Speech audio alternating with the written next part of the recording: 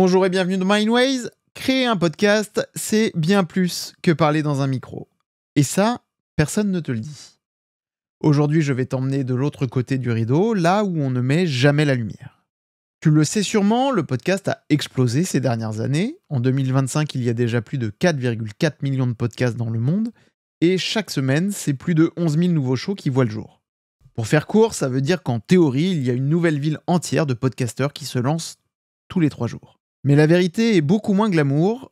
90% des podcasts s'arrêtent avant l'épisode 3 et parmi ceux qui continuent, la majorité n'atteindra pas l'épisode 20. Globalement, si tu dépasses l'épisode 21, tu entres déjà dans le top 1% des podcasteurs mondiaux. Et pour commencer à avoir de vrais résultats, il faut tenir en moyenne 2 ans et une centaine d'épisodes. Et c'est pourtant 93% des podcasteurs qui vont abandonner avant d'y arriver. Alors je pose la question, pourquoi tant de gens s'arrêtent ? Parce qu'un podcast, ce n'est pas juste appuyer sur Rec, c'est un vrai marathon et aujourd'hui, on va en parler.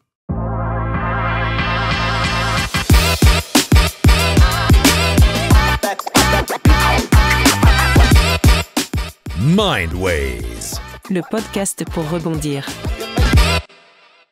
Quand j'ai lancé Mindways il y a un petit peu plus de 2 ans, je pensais que le plus dur serait de parler devant le micro, et j'en étais pas à mon coup d'essai. Et en fait, c'est clairement pas ça. Le micro, c'est 10% du boulot environ. Tout le reste, c'est ce qu'on ne voit pas. Il va y avoir la préparation.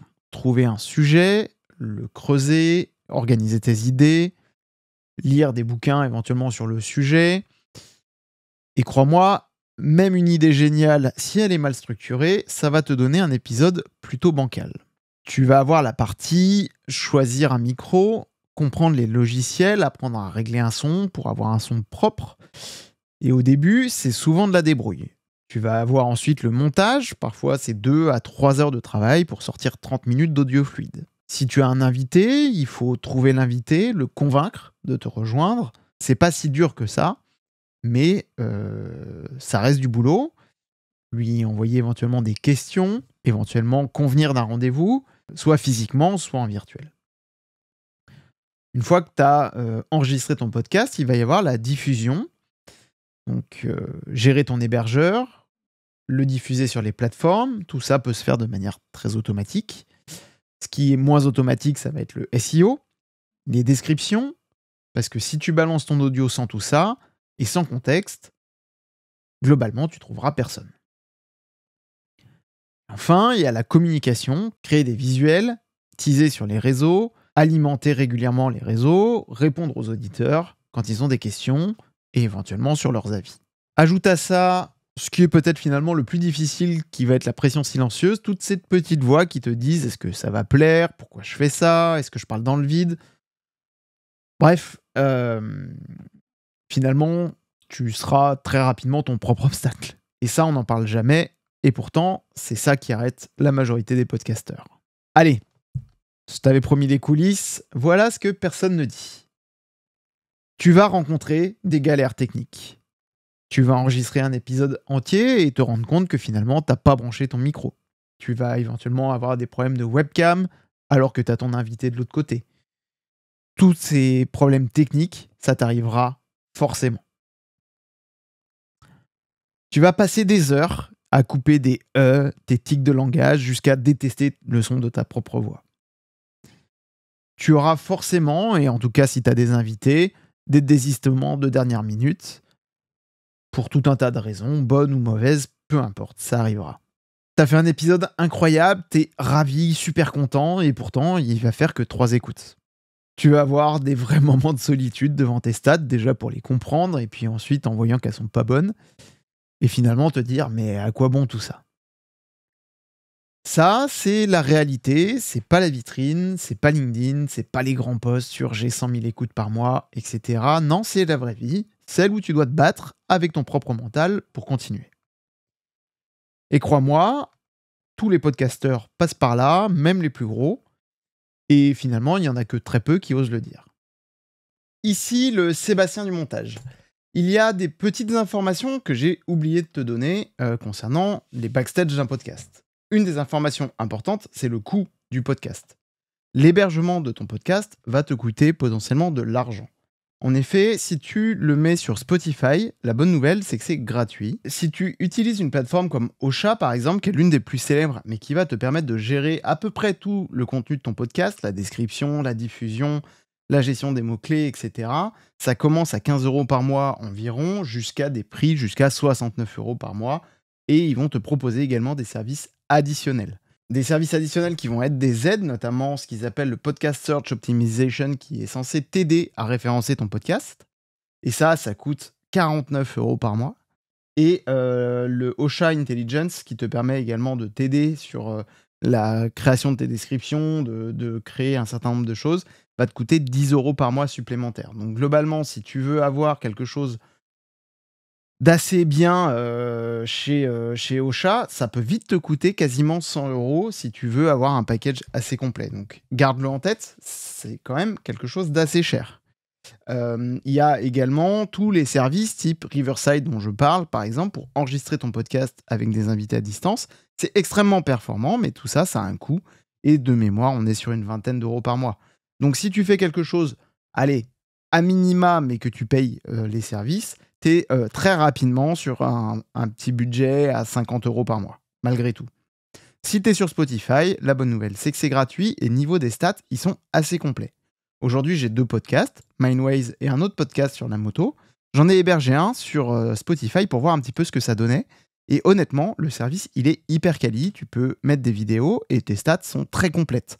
Là où si tu veux avoir le même niveau de statistiques sur Ocha, va falloir payer. Alors, pourquoi on continue ? On continue parce qu'un podcast, c'est aussi une liberté totale. Il n'y a pas d'algorithme, pas de format imposé, juste toi et ton micro. C'est des conversations souvent profondes avec des invités que tu n'aurais probablement jamais eues ailleurs. C'est des rencontres et certaines de mes plus belles discussions, je les ai eues grâce à ce micro. Ça va être le message d'un auditeur qui te dit que ton épisode l'a aidé à traverser une période difficile ou simplement à débloquer un problème. Et ça vaut honnêtement 1000 écoutes anonymes. Et enfin, ce sentiment de créer quelque chose d'unique qui te ressemble à ton rythme et avec ta voix. Tu peux me croire, quand tu reçois ton premier message d'un auditeur qui est touché par ton contenu, tu comprends pourquoi tu continues. Alors soyons clairs, improviser, ça suffit pas. Comme tout projet créatif, le podcast, ça s'apprend. Et si tu veux éviter la majorité des erreurs que je viens de te raconter, il existe des ressources. Tu peux par exemple regarder la formation de Caroline Mignot, qui est une formation ultra complète sur le podcast. Elle couvre à peu près toutes les étapes de comment trouver une idée, en passant par le choix du micro jusqu'à la diffusion et même la monétisation. C'est typiquement le genre de ressources qui peut faire la différence entre un podcast qui va faire 3 épisodes et un podcast qui va s'inscrire dans la durée et attirer une audience fidèle. Je le dis souvent, se former, être coaché, ce n'est pas une perte de temps, c'est un accélérateur et ça te donne des outils, la confiance nécessaire et ça t'évite surtout de galérer dans le noir. Encore le Sébastien du montage et cette fois-ci c'est pour une super bonne nouvelle. Je t'ai parlé de la formation de Caroline Mignot. J'ai une super nouvelle, elle m'a proposé un code promo pour te donner 20% sur sa formation, valable dès maintenant. Il suffit que tu rentres le code Sébastien20. Je te mets tout ça en commentaire pour que tu puisses t'inscrire à sa formation et bénéficier de l'offre. Alors, ce que tu dois savoir avant de te lancer, c'est que tu n'auras pas besoin du meilleur micro, au moins au début. Tu vas surtout avoir besoin de régularité. Ce n'est pas le matériel qui fait la différence, c'est ta capacité à créer du lien. Tu vas devoir apprendre à aimer le processus parce que les résultats vont mettre beaucoup de temps à arriver. Tu vas devoir apprendre à dompter un certain nombre d'outils et tu verras qu'aujourd'hui, il y a beaucoup d'outils d'OP à l'IA qui vont quand même énormément t'aider. Riverside, par exemple, qui te permet d'enregistrer des épisodes avec des intervenants à distance et de faire le montage quasiment en un clic. Et ça, c'est quand même un vrai gain de temps. Si tu veux parfaire les choses, il faudra revenir dessus, mais en tout cas, quand tu débutes, ça peut t'aider. Tu vas avoir des outils de nettoyage du son, notamment l'outil d'Adobe qui est assez génial et la V2 est assez miraculeuse et nettoie clairement des sons, même si tu as un son qui n'est pas terrible au départ. Donc vraiment, ça peut t'aider. Tu vas devoir accepter de publier des épisodes qui, de toute manière, seront imparfaits. Ton premier sera moins bon que ton 10e moins bon que le 50e, et c'est normal. Et un des trucs hyper importants, c'est de trouver ton pourquoi tu le fais, parce que c'est grâce à ça que tu vas tenir et que tu n'auras pas envie d'abandonner. Si t'as ça, t'as déjà 80% du chemin. Pour moi, créer un podcast, c'est bien plus que parler dans un micro. C'est un voyage, un mélange d'excitation, de doutes, de galères, de moments magiques, d'apprentissage, de belles rencontres. Et si toi aussi tu veux te lancer, fais-le, mais fais-le en connaissance de cause. Dis-moi d'ailleurs où tu en es. Est-ce que tu rêves de lancer un podcast ? Est-ce que tu viens de commencer ? Ou est-ce que tu es en plein dedans et que tu fais face à toutes les galères que je viens de te décrire ? Viens m'en parler, j'adorerais échanger avec toi. Tu peux évidemment commenter, laisser un avis. C'est avec grand plaisir que je te répondrai et qu'on pourra en discuter. Enfin, si tu connais quelqu'un qui parle souvent de lancer son podcast, partage-lui cet épisode, ça pourra peut-être l'aider à voir la réalité en face. Si tu veux aller plus loin, je t'invite à jeter un œil à la formation de Caroline que je te mets en description de l'épisode. C'est une ressource précieuse pour construire un projet solide et durable. N'hésite pas à me rejoindre sur l'ensemble de mes réseaux sociaux, que ce soit mes réseaux perso Escortware ou l'Instagram de Mindways, Mindways_FR sur Instagram. Partage ces épisodes, abonne-toi au podcast, ça aide vraiment le podcast. Et il ne me reste plus qu'à te dire à très vite. Merci infiniment de m'avoir rejoint pour cet épisode de Mindways. J'espère que tu as apprécié cet épisode autant que j'ai adoré le faire. Explorer de nouvelles perspectives et idées est ce qui fait battre le cœur de ce podcast.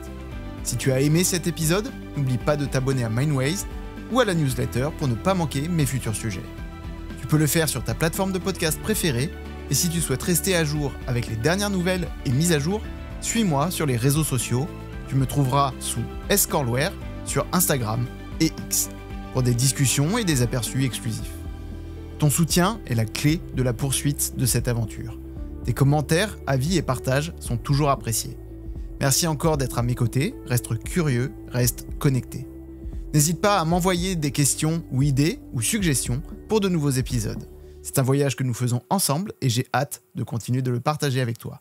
Prends soin de toi, que ton esprit continue de s'épanouir. À bientôt.